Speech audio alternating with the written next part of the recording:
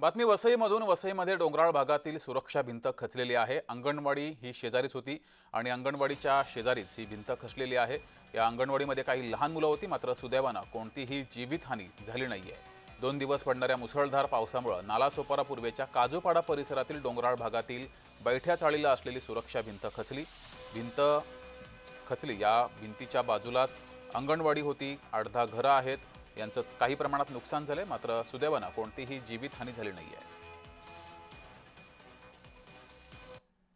तुम्ही बघता इकडे ही भिंत पूर्ण खसकलेली आहे, अतिशय धोकादायक झालेलं आहे. त्याच्यात इकडे रूम आहेत समोर.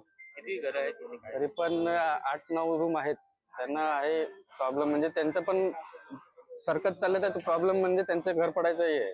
आता ते आलेत साहेब लोक सर्व महानगरपालिकेतले, ठीक आहे. ते आता त्यांना लोकांना स्थलांतरित करतायत दुसऱ्या जागेवर. तर चाललंय त्यांचं. ते लवकरात लवकर केलं तर बरं होईल ते सगळं. नेमकी घटना अशी घडली की जेव्हा कंटिन्यू आता रेड अलर्ट सुरू आहे गेल्या 1-2 दिवसापासून, तेव्हा इथे जे सौरक्षी भिंत जी आहे चाळीच्या समोरची, ही जवळजवळ ही खसत आणि त्याला तडा गेला आणि प्लस आणि काही भाग कोसळलेला आहे. ही आम्हाला खबर वर्दी मिळाली होती. त्या अनुषंगाने आता इकडे कारवाई सुरू आहे.